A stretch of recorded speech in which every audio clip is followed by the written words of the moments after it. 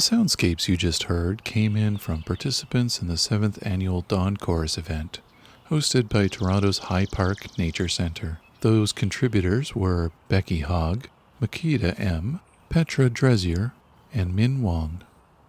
During the digital portion of this event, an audience listened to the soundscape you heard in part 1 of this bonus episode, which was then followed by some discussion. In this next part, you'll hear myself, Andreas Emanes, Jenny Davis, and Haya Alduri in that discussion.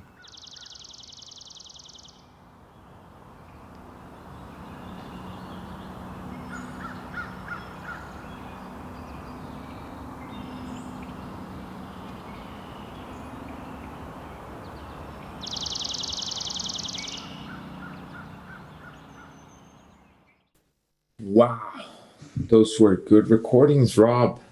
First of all, tell us where you mentioned Coutts Paradise in Hamilton, but when did you get these recordings and why did you choose that day?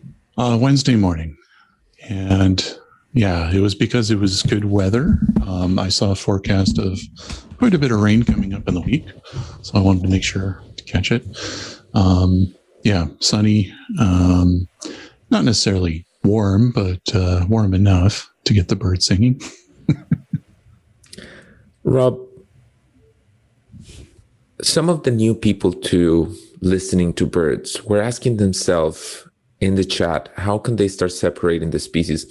And I always find it puzzling how to get a mental state to listen to the birds without being caught into feeling frustrated that you cannot ID all the birds, and moving from enjoying the chorus to IDing some birds without being frustrated because you cannot separate and ID all the birds. How do you do it?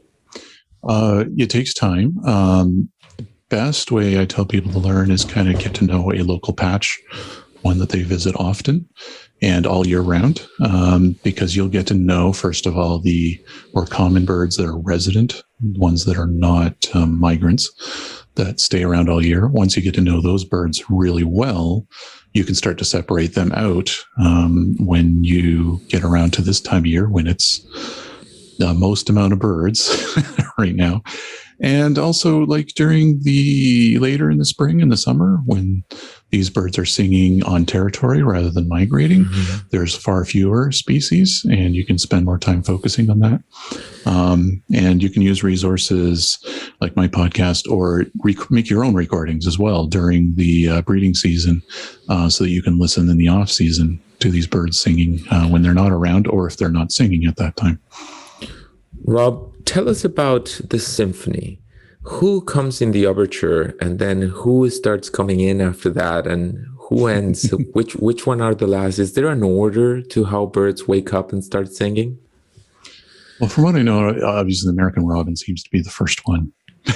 No matter what, they get one of the, it's maybe good or bad depending on who you're talking to, due to the kind of unnatural light we have outdoors and street lights and things like that. They wake up a lot earlier than other birds because they consider astronomical twilight coming a lot sooner than for most people. So sometimes you will have that robin singing at 2 a.m. because they do. Yeah, because there's enough light for it. Otherwise, like when I was doing this recording, I had to, move around to different spots because one thing I've noticed is that during dawn chorus, birds don't move very much. They're trying to establish a territory.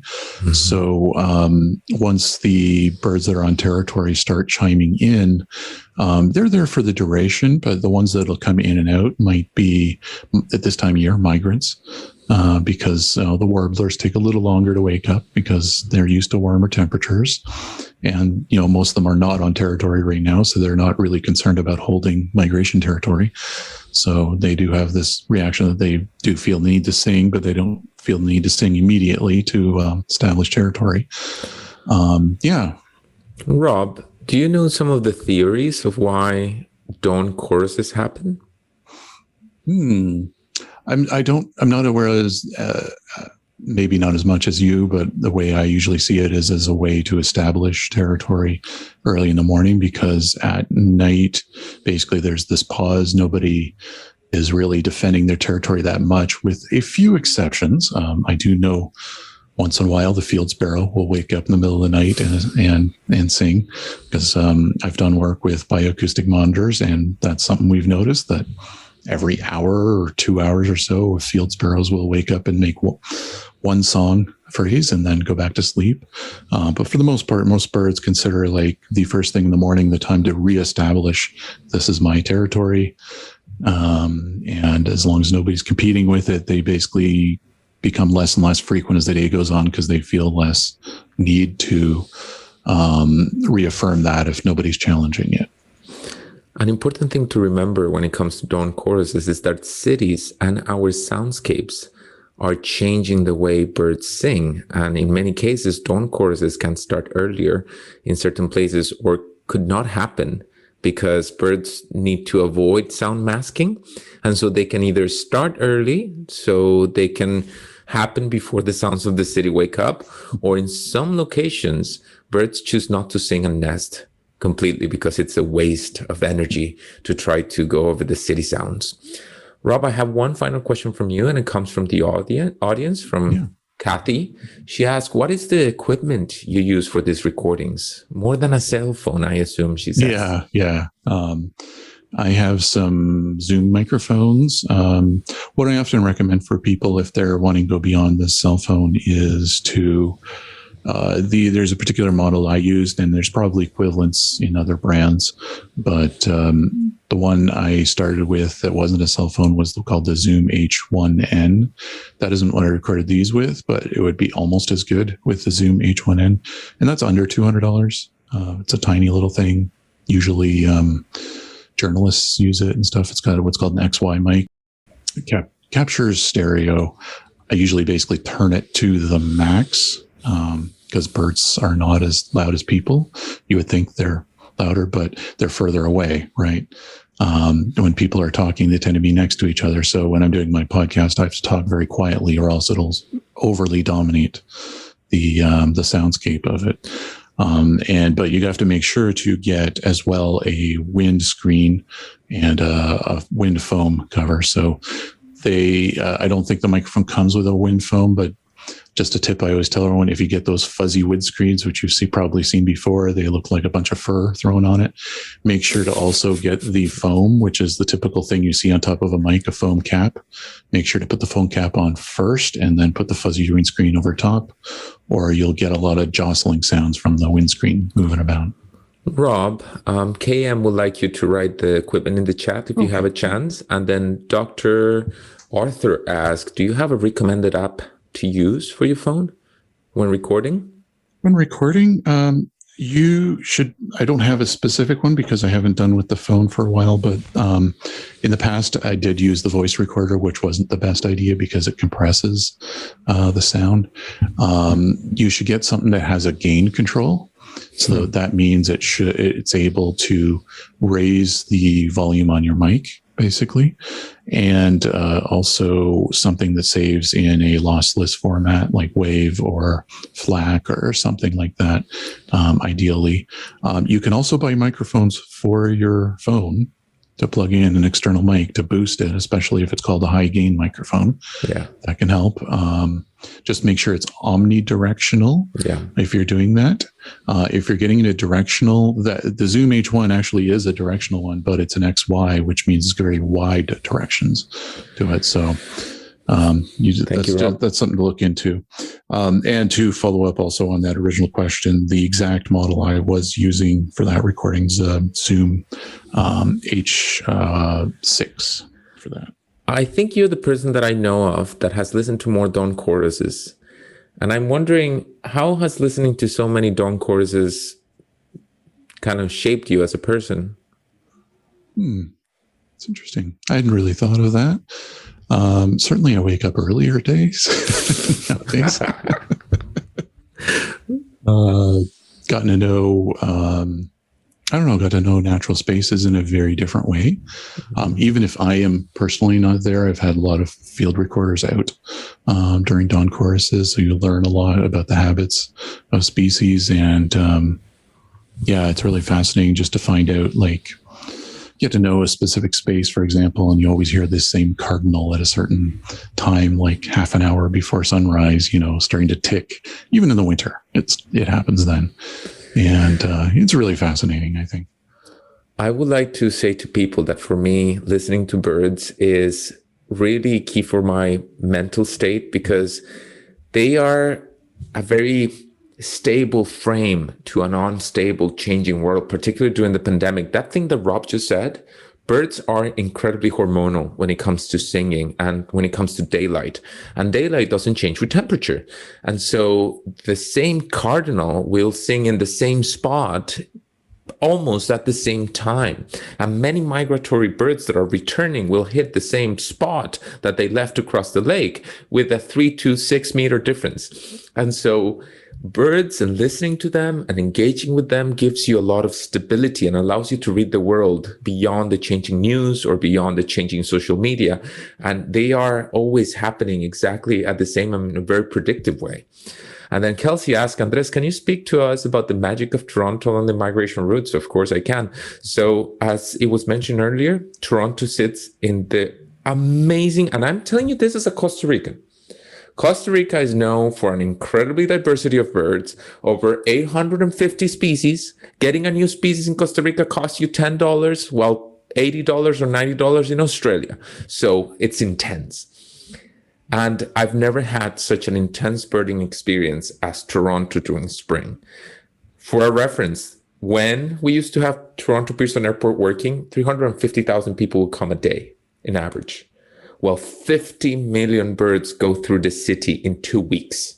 In fact, yesterday night, if you look at the radars, millions of birds were coming and they were hitting the city, and more will come. So it's sitting in the middle of 2 flyways, paths in the skies that birds use, possibly due to the ravines and the shape of the lake that they will follow. And so Toronto sits in the middle of 2 flyways, which is fantastic. If I'm not mistaken, it's Atlantic and Mississippi, and they meet here. And so it's a prime spot. And then Laurie asked, when is peak spring migration predicted for Toronto this year? So right now, the flood, like the gates for migration have been open. And so yesterday we started getting piping plovers and greater yellowlegs and more sparrows, but the warblers, which it's a thing that people like, will come in a couple of weeks, right, Rob? Yeah, usually so for a few years I was doing the field events for the Hamilton Naturalist Club, and I always had to predict months in advance somehow when to schedule the warbler walks. But I generally went with the second full week in May as that, but it really varies, because you noticed, of course, last year that we had a snowstorm on like May 10th, and that really delayed everything to like the third week of May instead, third full week. So things can vary. Laurie May's Bird Radar, I'm going to put the link. Yes, there's a Bird Radar. Isn't that crazy? And you can see the different colors for when there's a lot of birds, and we can pick them on the radar.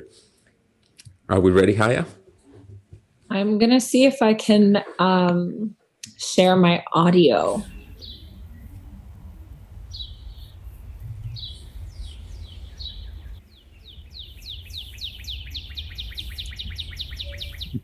So the first two, there were 2 that we heard. One that was 7 seconds and one that was 8 seconds. And both of them are from Glengowan Road. Tell us, Rob. I just want to say that I'm learning my birds. I'm very new to birding by ear. Rob is more of an expert. I have a theory, though. Tell us, Rob, what do we listen to? So from what I heard there was a house sparrow, and then there was a northern cardinal in there. Okay, so for you guys that are starting, the northern cardinal, I love how it calls, and it's one of those birds that hormonally is very linked to sun. And so after the solstice, the winter solstice, when the days are getting longer, they start going to high perches and start singing with this typical position, right? And for me, they sound like a Star Wars bird. I just put the description of it there. It sounds like, laser guns. And that's how I remember it. Sorry, it's not a good comparison, but that's how I remember it. Or like a metallic chicken when they're doing their calls.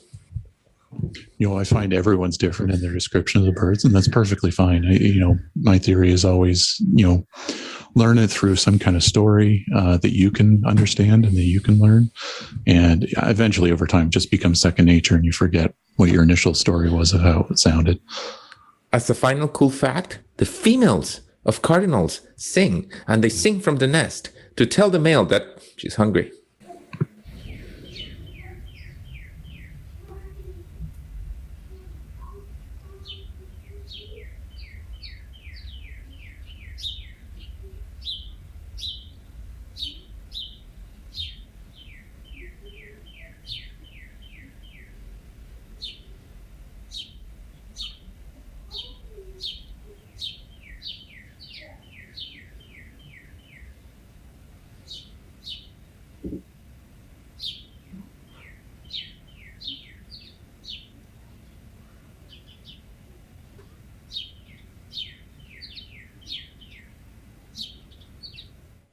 So once again, I would say the same.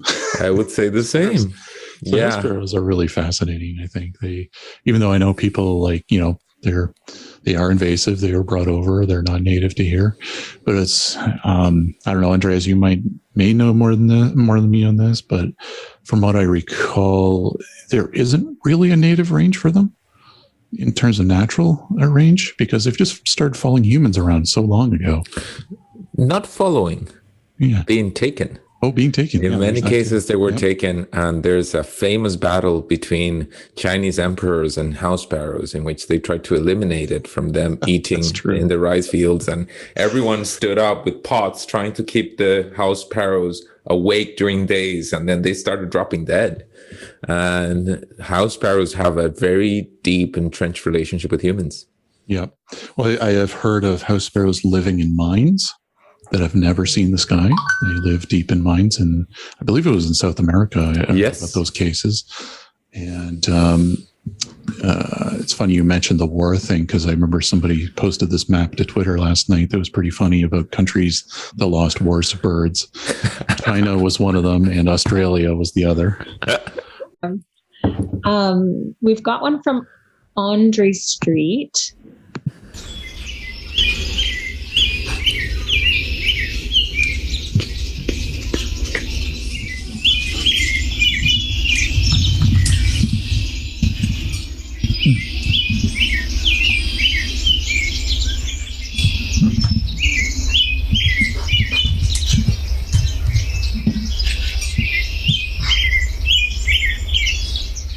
Two things in there.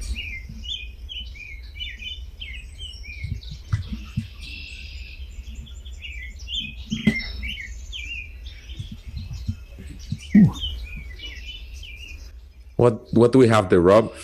Quite a bit. American robin, red-winged blackbird. Uh-huh. I heard a grackle in there. I heard a ruby-crowned kinglet in there. I didn't hear that one. Song sparrow. I didn't hear that one either. Oh. And some kind of warbler was in there, but it was kind of quiet, so I couldn't tell which one. Quite a bit in there. This is what a perfected ear does. I heard two species. The grackle you could hear in the back, it sounds very harsh and very metallic compared to the very cheery song of the robin that I just placed there. People remember the robin as cheerio, cheerio, cheerio, or cheerily, which is an easy way of doing it. And it reminds me so much. When I wake up and listen to a robin, it reminds me of a clay-colored thrush, Elias jiguiro from Costa Rica, which is our national bird. It's the most boring bird. It's like brown. That's it. We didn't choose a quetzal or a harpy eagle. We chose a robin. And it's partly because it represents the values of Costa Ricans. We wake up early and we're modest and we sing very well. And so it reminds me of listening to the robins from home, which I hope every Latin American can feel related to the birds that are returning. If I can add here to something that was asked earlier about how do you learn birdsong more over the year? Once you get to know the common birds really well, like the American robin, there are certain birds you can then go, well, they sound like a robin, but in a different quality. Mm-hmm. So you can leapfrog from getting to know the American robin really well to getting to know the rose-breasted grosbeak, because they're often referred to as a robin who took singing lessons, because they're very sweet and not as harsh and dissonant sounding. Or you can go with the scarlet tanager. Sounds like a robin with a sore throat. It's more harsh and more dissonant. Let's go to the next one, Haya.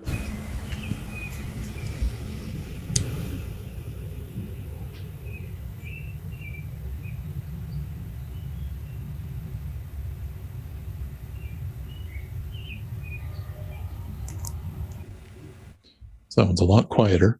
A lot quieter. But American Robin is the only thing I picked up in there. And maybe a car or a monster. Could have been a monster. I would say Ford Focus, I'm pretty sure. Let's go to the next one. No idea. Rob, before we go to the next one, Yeah. chipping sparrow, Yep. pine warbler, and dark-eyed junco. How do you tell them apart? And swamp sparrow. And if you really want to get bad, worm eating warbler is another fun one to mix in that there too. But so I would start with the chipping sparrow, because it's the one everyone would hear in an urban context most often. If you can get to know it, and it's kind of straight in terms of it keeps the same volume the whole time. It goes on for a bit. It has a continuous trill. That machine gun. Yeah, machine gun. Now, then when you go to the swamp sparrow, for example, it's what a more ringing sound. It rings out. Every little trill is just a little brighter. Almost like so if you know music really well and you know the term staccato, it is more staccato in that. And yes, I have a music degree, so maybe that helps with terms like that. And when you get to the pine warbler, it varies its volume quite a bit. It actually tends to start quietly, get louder, and then quiet again. Stuff like that. You can also take habitat hints too with those. So you're in a swamp or marsh, you have more likelihood of the swamp sparrow. You're in an urban context, more likely a chipping sparrow. But if you're out maybe in a meadow, you could also have a chipping sparrow there too, or edge habitat of some kind, because they love that kind of habitat. Dark-eyed junco, that one's, you only get to hear it singing kind of at the beginning of spring, and then they take off for a lot of us. Yeah. But if you are somewhere that happens to have some on territory, the only places I've found them in Ontario on territory tend to be along the Niagara Escarpment in the middle of summer. So habitat hints help there. What was the other one you mentioned? There was one more. Did I miss it? Pine warbler, chipping? No, those were it. No, those were it. I mentioned worm-eating warbler is a bit of a joke, but because it's a little too rare for us to really discuss. So, and for me to even really know all that well, but they are similar too. Let's go to the next one. Haya, thank you. I have a couple on Instagram that I'll go ahead and play.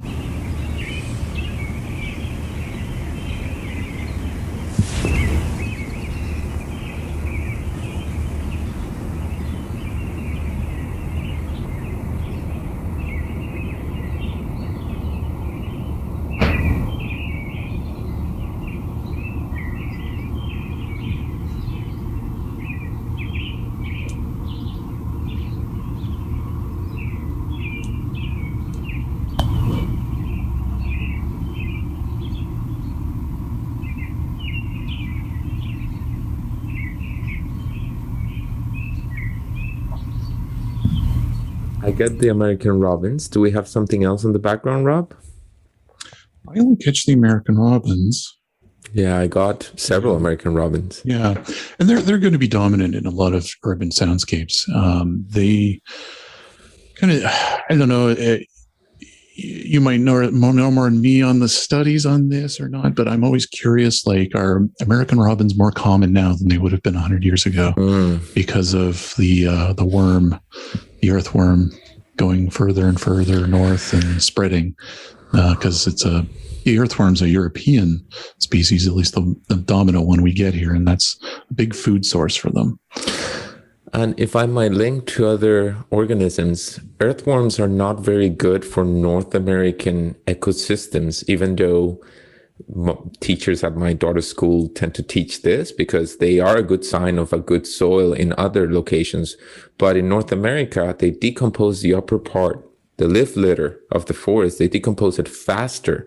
And that leaf litter is critical for salamanders and other creatures that live there.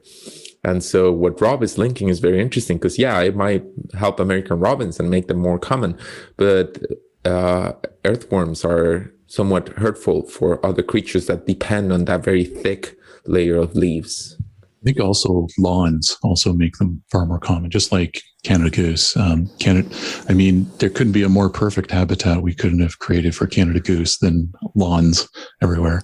I noticed there was a question too about American robins hearing worms in the ground, and I believe that's true, but also when they're tilting their head, they're actually looking too. They're actually looking. Because their eyes don't look forward like ours, they look to two sides.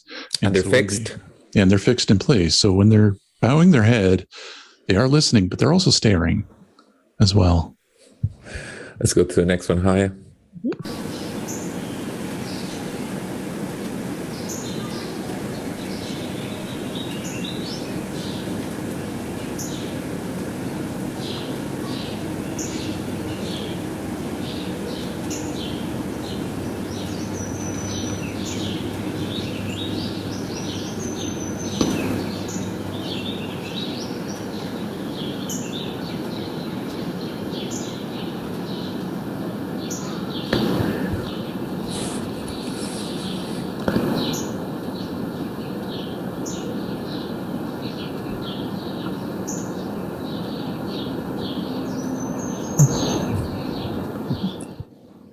Okay.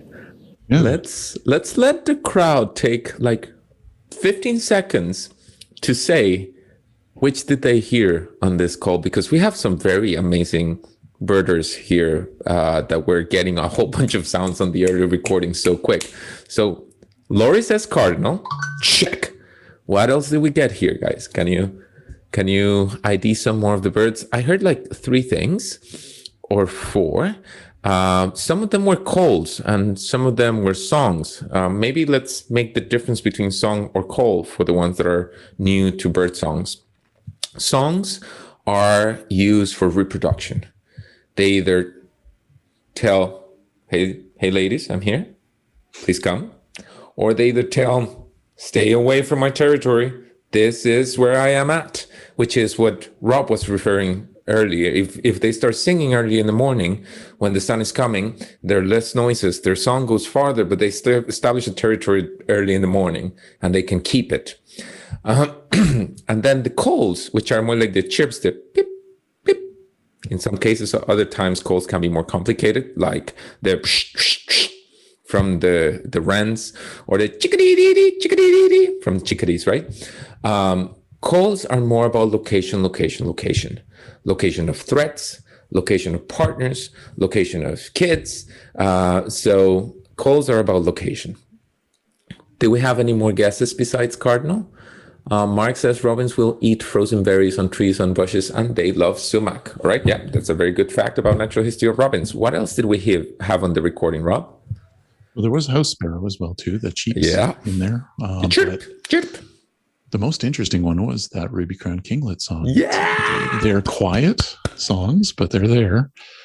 And ruby-crowned kinglets are quiet singers. Like, they're tiny birds, and they're very thin and wispy sounding songs, and then parts of their songs stand out as louder. So they kind of run the gamut of frequencies. They go up and down and all over the place. And they have some very chickadee-like sounds they make as well, too. They're not too different from the size of a chickadee either. But it's only this time of year you'll really hear that song because they're just passing through. Rob, when do we get to see the crown of a ruby crown? So when the male is doing a display, maybe they're being aggressive and or trying to impress a potential mate, they'll elevate the crown on their head, which shows this ruby crown, basically, kind of like the crest of a cardinal, but much smaller, but much brighter, I would say, than a cardinal. Rob, can you tell us how to start memorizing birds from the graphic display of the songs? Yeah. How can we start learning them by looking at them? Yes. How do you call this, Rob? This is a spectrograph. Spectrograph. Or spectrogram. The terms are more or less interchangeable. Now, you'll see this little this thing here. What this is a trill of some kind. And the way this works is the lower frequencies are lower down. You can see all this static here, and that is background sounds of highways, roadways, airplanes, that kind of stuff. Higher range is where you're going to get your bird song. And if there was a human talking in here, the human voice cross cuts through both of this, unless they're singing or something. So let's hear what this actually sounds like. Oops. Yeah, play here. Shipping, right? No, in this case, this was swamp sparrow. Swamp sparrow. You see, This is why they're complicated. Yeah. It's very staccato, this one, and it was in a marshy area. What does staccato means, Rob? Harsh, or sorry, not harsh. Short and hard kind of thing. So it would be like, it's like hitting the head of a drum kind of thing repetitively. What do you have in this one? So let's see what we have here. I believe this is some of our red-winged blackbirds, but let me check. Nope, I'm wrong. So this is our Carolina wren. I'm not used to having this zoomed in. That's why I didn't recognize it. So let's go back to here and see what we get here just quickly.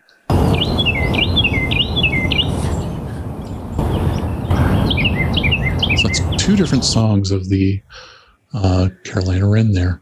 You'll notice you can actually kind of follow the sound they make. It's kind of like a staff in the TKL. It might remind you of music, written music. They were going up and down notes here. So go along. Wrens are the birder by ear nightmare or delight. Carolina wrens can have 50 different songs, and other species of wrens where they originated from, the wrens are from the neotropics. So it's so nice to listen to them here, because in the neotropics we have 30 species and there are less here. But in the neotropics, a couple of wrens, of brown-naped wrens, could have up to 200 sounds specific to the couple. And so they can be a nightmare. Rob asks, Laurel asks, I heard the queer in the background. Is it a red-bellied? There was a red-bellied woodpecker in here, yes. Laurel is so good. This is the song sparrow, and I'm trying to think. It's hard to see where the ruby-crowned kinglet might be because they're kind of quiet, but let's go through here and see if we catch it.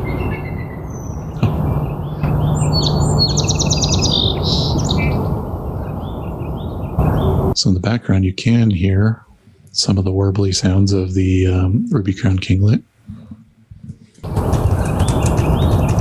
It's kind of quiet. But there's also in here the bald eagle.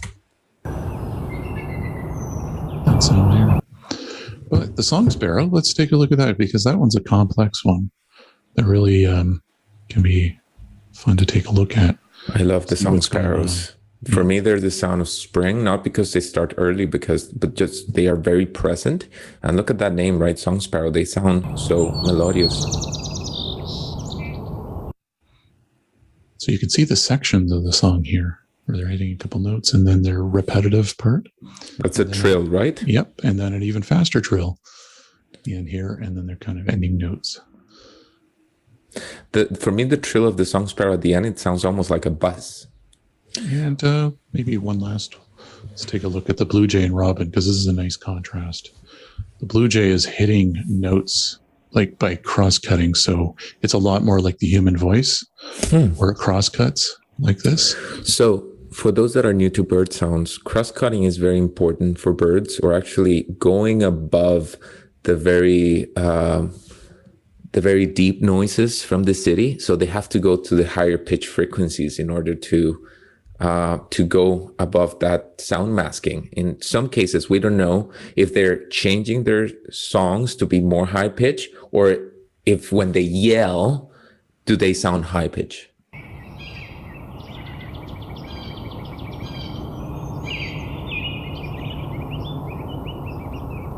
There's the robin here.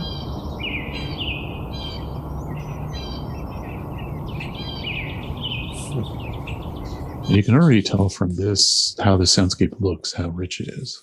Fascinating.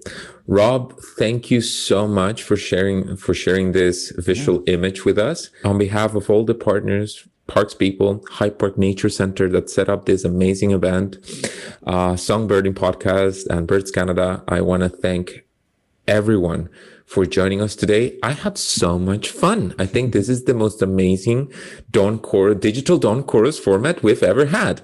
And so thank you all. It looks from the chat that you guys that you peeps had a wonderful time.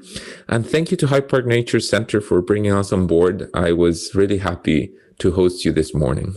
Thank you, Andres and Rob. Thank you so much. And thank you, Jenny, so much for all the coordination.